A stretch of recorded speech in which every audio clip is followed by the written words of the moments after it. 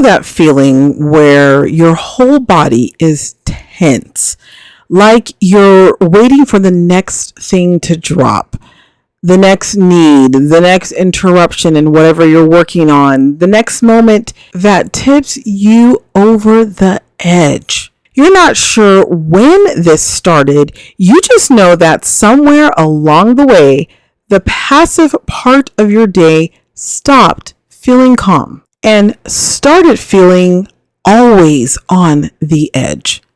All the time. It is exhausting in a way that is really hard to explain. It's just this low, persistent hum of tension that never fully goes away. It leaves you wondering, why can't I just relax? Why do I always feel on edge? Why does my body feel like it's always bracing for something? Sis, on the edge is not your permanent living situation. Peace is not something you have to earn, wait for, or find it on a woman's retreat. It is something that can be cultivated right here, right now, in the middle of this season. Today, we are talking about why overstimulated stay-at-home moms live on the edge, what is actually keeping you there, and the path to peace that holds even when the house is full and the day is hard. If you're feeling tired of being isolated and wondering where you went in the middle of motherhood, but you want simple steps to help rediscover your identity, feel supported, and create a life that actually feels good again, well, you're in the right place. Hey sis, I'm Dorcas, a Christian, a life coach, a called mom, and your safe place to be seen. I've learned the secrets to rediscovering my identity and feeling like me again with small, intentional shifts that brought clarity and confidence back into my life. If you're ready to stop feeling like you've lost yourself in motherhood, be confident again, and create a more peaceful day, whether you're listening while your shoulders are already up around your ears, or you just took a breath and sipped your coffee for the first time since this morning. Sis, snug in that earbud and let's have a chat. Before we dive into today's episode, I would like to ask, have you ever thought, I just want someone to walk me through this? Because I want to invite you to go a little bit deeper. I send weekly encouragement, supportive scriptures, and simple practical steps to help you feel more grounded, clearer, and more like yourself again in this season. Because this isn't about managing your home. It's about restoring your peace. Scripture reminds us that God is not a God of confusion or overwhelm, but of peace. And sometimes we just need help bringing that peace back into our everyday lives. So if you don't want to keep doing this alone, come join me. Sign up through the link in the show notes. I want to tell you about the moment I realized that I had forgotten what calm felt like. It was a Sunday afternoon. The kids were playing. My husband was home. It was really nice because he usually wasn't home on Sundays working retail. And the house was not in a crisis. Like, the kids were doing their own thing. Nobody was in demand for anything. And I was sitting on the couch. I noticed something. I noticed my jaw was clenched. My shoulders were tight. My eyes kept moving to the door, waiting for someone to run in and need something. I sat there and I thought, why am I so tense right now? Nothing was wrong. My body didn't know that. My body was still bracing for impact, still waiting, still living in the same state of alert it had been in all week, even though in that moment, everything was peaceful and calm. I realized that on the edge feeling had become so constant in my day-to-day life that I had stopped noticing that I was always living on the edge. I wasn't triggered by anything anymore. It was just my home base, kind of where I just was always at. Sitting there on this Sunday afternoon on the couch, relaxing, and everything is so peaceful, I thought to myself, I can't remember the last time I felt genuinely at peace. Not just still, but actual peace. I knew something had to change. So let me ask you this. When was the last time your body felt genuinely calm? Having the feeling of legitimate peace. That's what we're going to talk about today. I want to share with you the 5 things that I utilize to help me from living on the edge to living in peace. The first thing is understanding why you're living on the edge in the first place. Living on the edge is not a personality trait, and for the longest time, I thought it was. It is actually the nervous system's position, and it has a very specific cause in the life of a stay-at-home mom. Because your nervous system is designed to stay alert in environments that feel unpredictable or demanding, your environment with the constant noise, constant needs, constant interruptions, and constant mental load registers to your nervous system. There is no shutdown, there is no peace, there's no rest. You have constantly got to be ready for anything. There's this demand, this way your body is always ready to brace for impact. Your nervous system is doing its job. It was designed to do this, to protect you. It just never gets the signal that it's safe to come down. The feeling of being on the edge is not anxiety, something I thought it was for me at that time, because it does feel similar to anxiety. It is an overactive protection response when it has never been given permission to rest. So we're going to move from this position of our nervous system just being all wound up, ready for anything to happen, to identifying what is keeping you in this position. Did this can't relax, always tensed out? The noise, the touching, the visual chaos, the house is full of kids, the house is full of noise, the mental load, the constant remembering, planning, anticipating, managing, all of these things contribute to your nervous system ramping itself up and keeping it revved at that high speed intensity where you just can't relax. You spend the whole day giving emotionally, giving of yourself, giving of every part of you to your children and generally your family needs,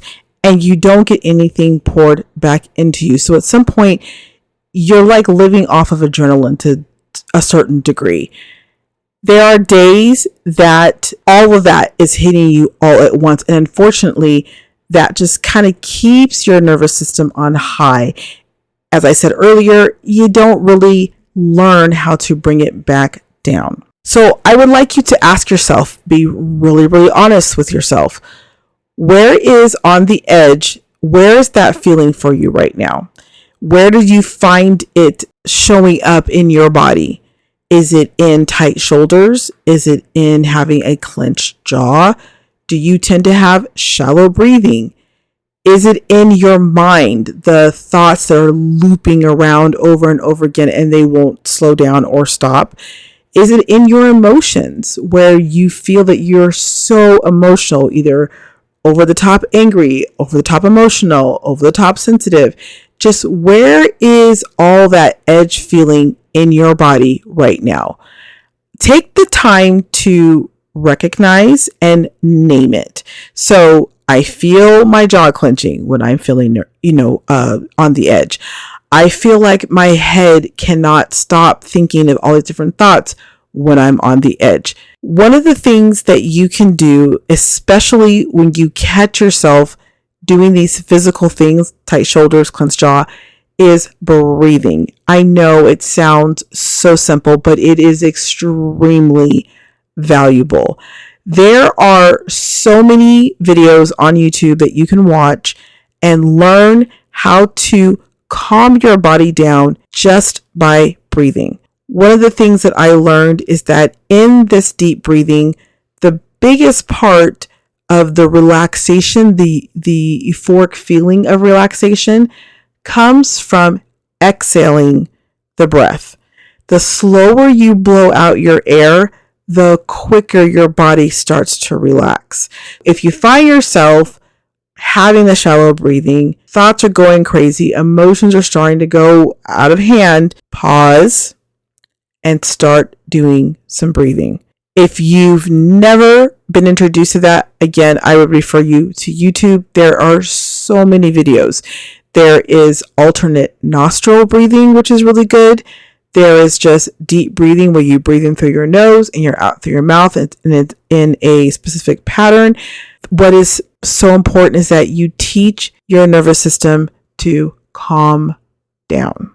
The next one I would say was so crucial for me that the Lord taught me was creating a physical space that signals safety. Underestimated tool for moving from on the edge to peace is your physical environment. Your nervous system takes cues from the space around you. Things like clutter, noise, visual chaos, and disorder all register as low-level stressors that keep your body on this state of alert. When you are not consciously aware of the environment that you are in and how essentially it's affecting your nervous system, you really need to create a small space in your home or, a place that you can just be at peace with, that is calm, that is in order, and it is just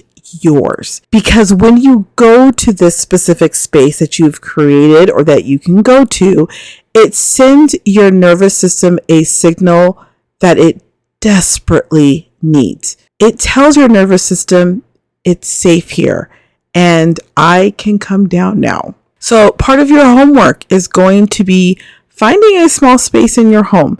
One that it doesn't have to be the entire room. It can be a very small part of your closet. It could be, I laugh because mine became the back of a shoe closet that we have under our stairs. I created a little space in the very, very back where I could just sit on the floor and it was just my quiet place. You don't have to necessarily make it a big fancy room, and you don't really have to make it something that you put a lot of money into creating. It could be something simple like the corner of your bedroom, a chair by the window, a spot in the kitchen that always stays clear, but it needs to be away from clutter, and it needs to be something that you look forward to going to, that brings you cozy and warm feelings, that makes it feel like it belongs to you. You go there for even 5 minutes and allow your nervous system to just be at peace. Your body learns safety through repeated experiences. A space that constantly feels calm and peaceful for you teaches your nervous system that calm is possible, that it is safe to come off the edge. One of the things that I really embraced with this was, like I said, I created a small space in the back of a closet. I would encourage you to even do things like an evening walk if you can, where you just are getting outside, being in the fresh air. If you can do one first in the morning, that's a good one too. Things that just really help you relieve your stress. An evening routine where maybe after the kids have gone to bed, you are now enjoying, hot chocolate, maybe drinking some hot tea. These are just a routine that you're building. So whatever it is that you can help your body calm down and relax, so that way you are relieving stress and teaching your nervous system that when I'm in this space, when I'm doing this routine, it is time to calm down. Another thing that I enjoy doing, because I couldn't always have that time in the evening, But in the afternoon, I would do walking indoors. There is this wonderful lady named Leslie Sansone, and I hope I said her name right, but she has a program called Walk at Home. She literally has a billion watched hours and over 6 million subscribers because her videos are fun and they're entertaining, and you can do a walk in your living room for 5 minutes, 10 minutes, 30 minutes, whatever time that you have. And I found that when I was physically moving like that, I even got the kids involved. It was really peaceful. And I found myself just laughing and smiling and enjoying myself. And then that way, when the evening time came and I was able to just kind of really relax, my body was ready for it. It wasn't like I had to do this whole prep work in it. I got to burn off some of that energy in my system with the walking at home.